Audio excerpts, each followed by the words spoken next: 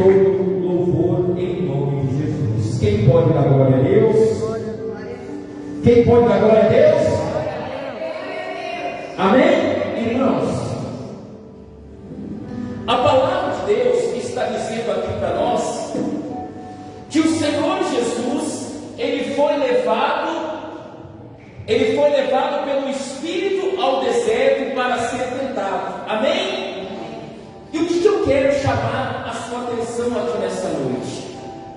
Que quando o Senhor Jesus ele foi levado ao deserto, o diabo ele tentou de todas as formas, entenda isso, ele tentou de todas as formas fazer com que o Senhor Jesus negasse a Deus. Olha só que coisa séria.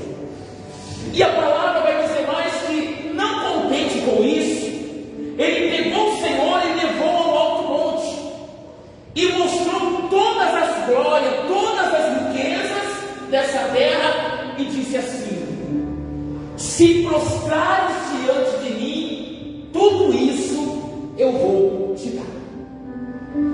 Às vezes você deve estar pensando assim: o que o pastor está querendo dizer nessa noite? Irmãos, algo que eu quero que você esteja bem atento.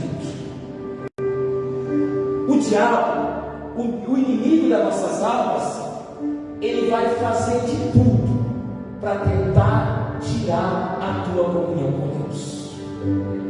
O inimigo vai fazer de tudo para tentar te parar. Ele vai fazer de tudo para fazer você desistir, para você dizer que não aguenta mais, para você abandonar tudo, jogar tudo para o alto e abandonar o Evangelho de Deus.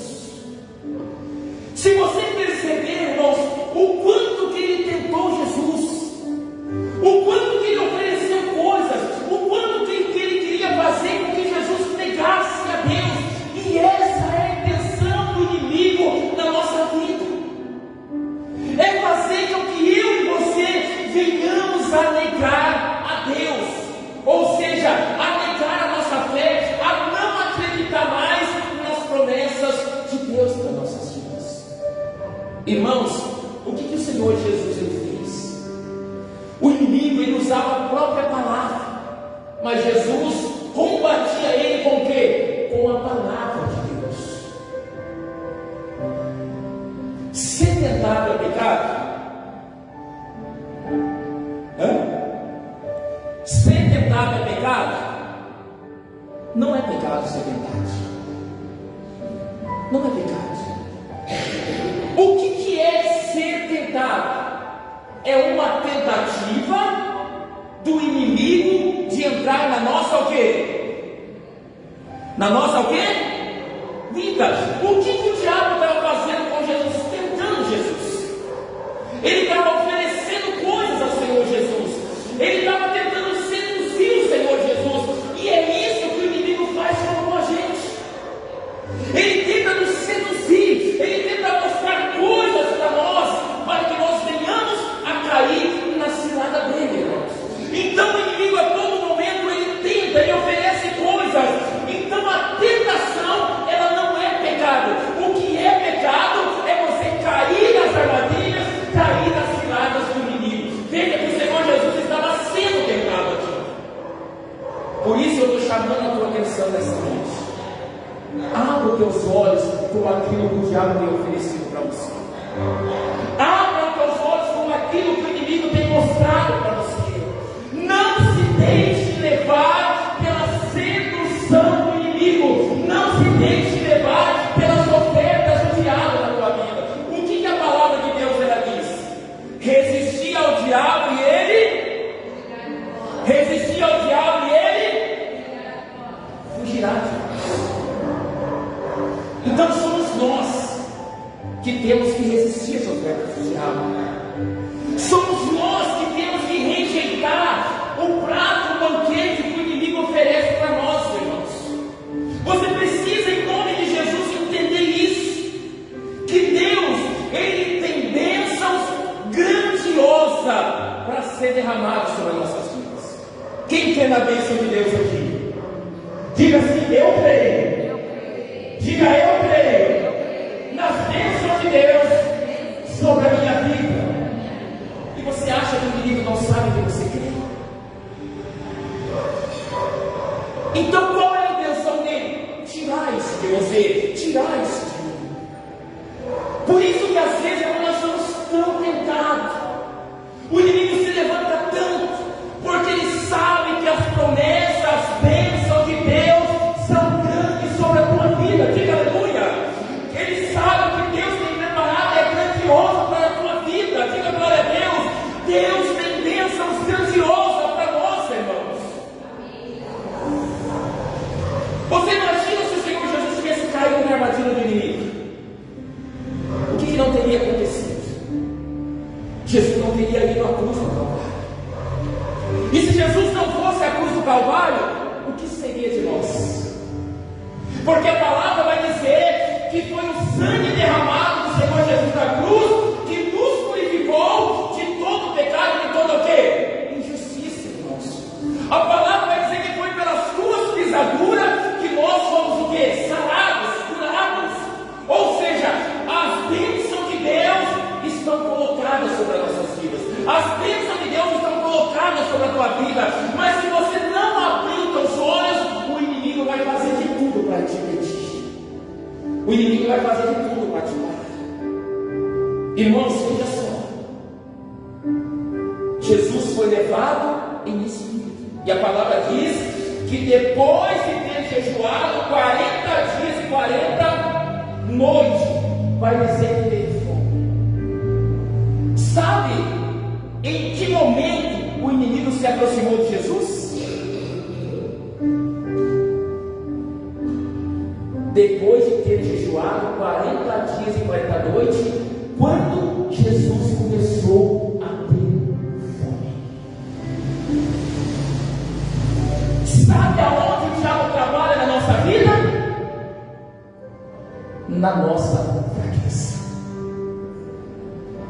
Porque Jesus nesse momento ele começou a ter fome. Veja só o que foi que ele ofereceu primeiro. Tendo o tentador aproximado, disse: se és o Filho de Deus, manda que essa pedra transforme em quê? Pães. Ou seja, Jesus estava com quê? Então o diabo tentou trabalhar na fragilidade de Jesus naquele momento, ao qual Jesus estava frágil, estava com fome, irmãos. E é isso que nós precisamos entender na nossa vida. O inimigo vai aparecer sempre naquilo que você às vezes possa cair,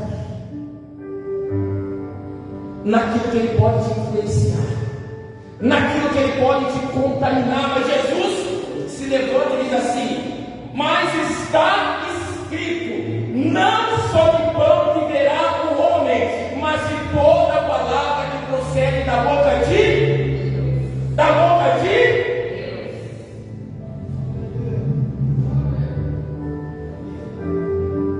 não só de pão viverá o homem, mas também de toda a palavra que procede da boca de.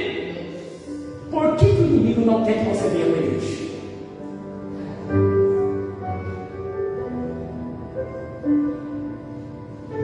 Porque isso aqui, o nosso corpo precisa do alimento físico, diga amém? Mas também nós precisamos, o nosso espírito precisa do alimento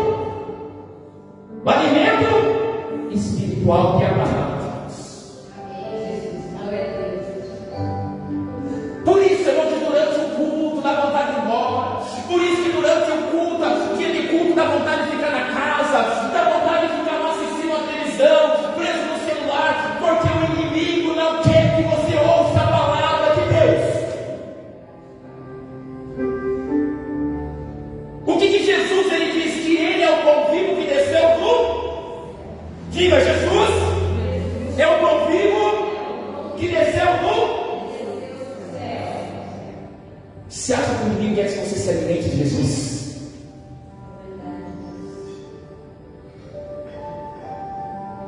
E é isso que a igreja hoje não está entendendo.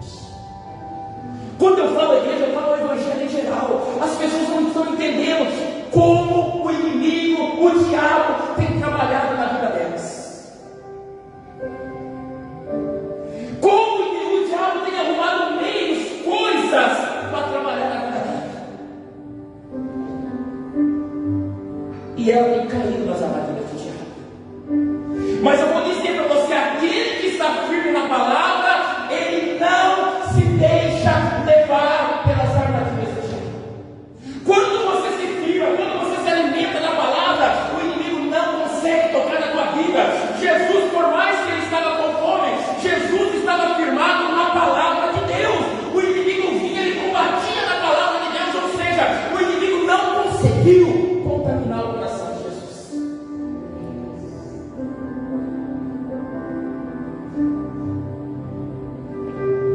Mas quantas vezes você vem na igreja e você acha que o pastor está dando direto em você?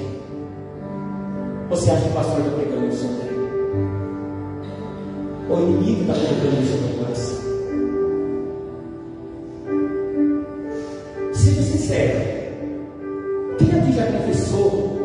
Eu oro. Seja sincero, eu oro para a igreja, parece que a minha vida não muda. Quem já falou isso?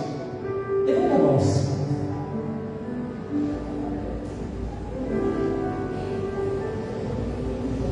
Sabe por que isso? É isso que o diabo quer que você acredite. Que nada está dando certo. Que a tua vida não vai mudar.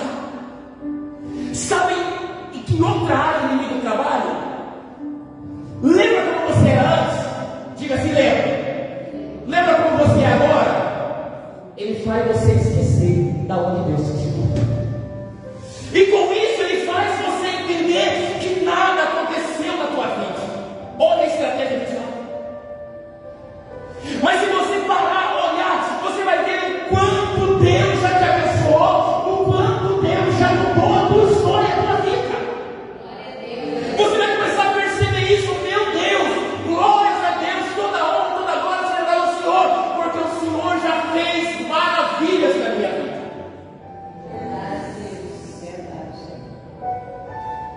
Só que o inimigo faz a gente esquecer, irmãos. Porque a gente só quer alcançar lá na frente, a gente esquece o que Deus já fez. A gente só quer alcançar, eu quero isso, mas a gente esquece do que Deus já fez. Quando faltou azeite para aquela viúva, o que o profeta perguntou para ela? O que tem, hein? Diga, em casa, na sua casa. Ela disse, tem só um pouquinho de azeite. E se o diabo tivesse feito ela esquecer daquele pouquinho de azeite, teria havido multiplicação na vida daquela mulher? Não. Mas ela lembrou, eu tenho um pouquinho. Você quer que Deus coloque você com muito? Lembre de tudo que Deus já fez na sua vida. Seja grato a Deus pelo que você tem. Ela não desprezou aquele pouco de azeite, porque foi através daquele azeite que veio a multiplicação. Então seja grato pelo que você tem, pelo que Deus está fazendo na tua vida, para que Deus venha te colocar no muito. Aleluia. A multiplicação, entenda, de peixe e pães foi da mesma forma. Parece que os discípulos desprezaram, as pessoas desprezaram aquele pouquinho de pão e peixe. Mas Jesus fez eles se lembrarem, tem alguma coisa, eu tenho aqui um jogo com um pouquinho de pão e peixe. Para Jesus era o suficiente, mas para aquelas pessoas não era nada.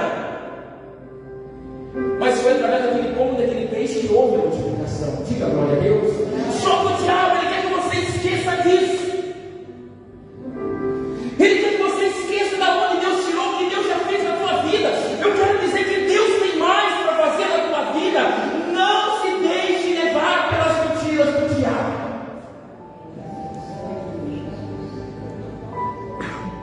Irmãos, o que eu quero dizer com você? Às vezes, pode ter coisas que a gente quer muito na nossa vida.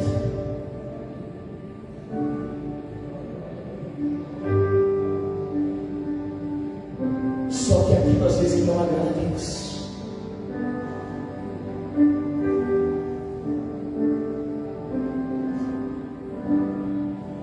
gente pode desejar muito, a gente querer com todas as forças da gente. E se fosse uma outra pessoa, não fosse o Senhor Jesus aqui, quando Ele começa a oferecer riqueza, um monte de coisas, será que teria caído ou não teria caído?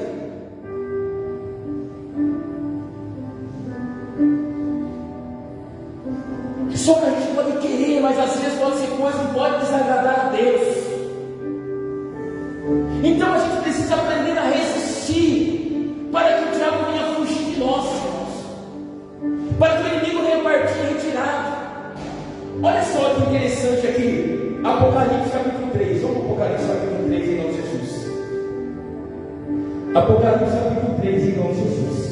Amém? Um pouquinho para frente em nome de Jesus. Apocalipse capítulo 3, versículo 6. Glória a Deus. Apocalipse capítulo 3, versículo 6. Quem achou, diga amém. Apocalipse 3, versículo 6. Olha só o que vai dizer quando você vai achando. Apocalipse 3, versículo 7. Glória a Deus, diga amém. Diz assim: ao anjo da igreja em Filadélfia, escreve: estas coisas diz o santo, o verdadeiro, aquele que tem a chave de Davi, que abre e ninguém fecha, e que fecha e ninguém abrirá. Conheçam tuas obras, eis que tenho posto diante de ti, olha só, uma porta aberta. Conheço as tuas obras, e eis que tenho posto diante de ti uma porta aberta, a qual ninguém pode fechar. Que tens, olha só, que tens pouca força, entretanto guardaste a minha palavra e não negaste o meu nome. Diga amém? Diga glória a Deus. Em nome de Jesus. O que Deus estava dizendo para essa igreja? Que diante dessa igreja havia uma porta aberta. Diga glória a Deus. E eu quero dizer que há uma porta aberta para a tua vida. Amém? E Deus vai dizer mais: eis que tenho pouca força. Ele estava dizendo isso para a igreja. Só que você precisa entender que vai dizer assim: eu conheço as tuas obras, eis que tenho posto diante de ti uma porta aberta, a qual ninguém pode fechar. Tens pouca força, entretanto guardaste a minha palavra e não negaste o meu nome.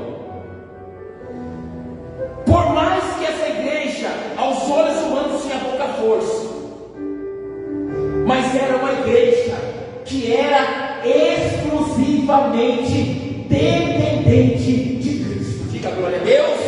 Por isso Deus havia colocado uma porta aberta. E diz assim: eu coloquei uma porta que ninguém pode fechar. Porque essa igreja era fiel, ela resistia ao inimigo. Ela não deixava o inimigo tomar conta dela, ela não deixava o inimigo entrar nessa igreja. Ela era uma igreja fiel à palavra, ao ensinamento de Jesus.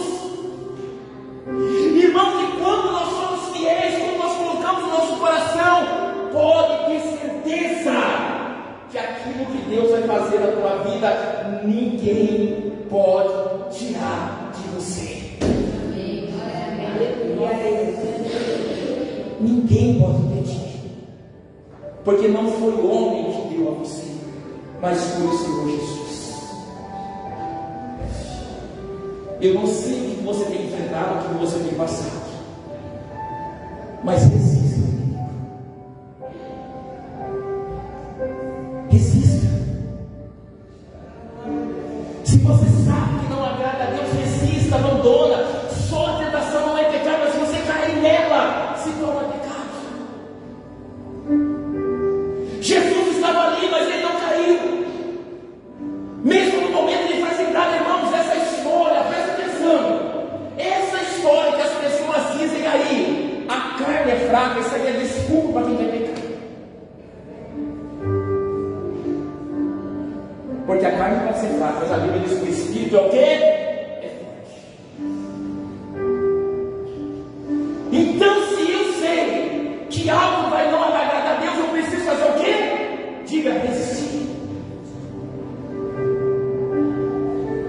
para que o diabo não venha, irmãos, e faça ninho no teu coração, venha contaminar a tua vida, venha colocar sujeiras, garras sujas no seu. Aleluia, Deus. Em qualquer hora, pegar aquilo que não é da gente, não é pecado. Falar palavrão não é pecado, então abandona. Muda a estratégia, começa a orar, começa a se consagrar, começa a ter vida com Deus. Porque, irmãos, nada é mais forte do que Deus, nada é mais forte do que Jesus. Se realmente a gente ama Jesus, a gente resiste, a gente não aceita como nosso Deus. Glória a Deus. Por mais às vezes que você queira muito, resista. Ore, se consagre para Deus. Eu não quero, eu não vou cair, Jesus, porque maior é o Senhor na minha vida. Maior é Jesus na minha vida. Maior é Jesus na minha vida. Ele te escolheu para vencer, não te escolheu para você ser derrotado, ele te escolheu para fazer de você um vencedor em nome de Jesus. Coloca isso no teu coração. O que essa igreja tinha? Ela guardava a palavra e não negou o nome de Jesus. Não nega o nome de Jesus. Guarde a palavra no teu coração. Viva a palavra, ande nela. Faça como o Senhor Jesus nos ensinou ali no deserto. Ele usou a palavra porque ele tinha a palavra. E a palavra fez dele um vencedor. Que no final os anjos vieram ali e serviram a ele. E assim os anjos querem te servir também. Os anjos querem cuidar de você. Deus ele quer cuidar de você. Guarde essa palavra no teu coração, em nome de Jesus.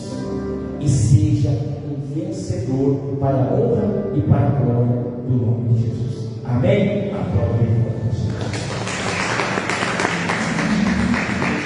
glória a Deus.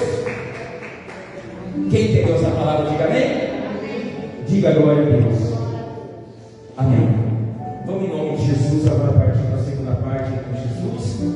A parte dos filhos, a parte das ofertas com Jesus. Amém. Você que precisa do envelope, permanente.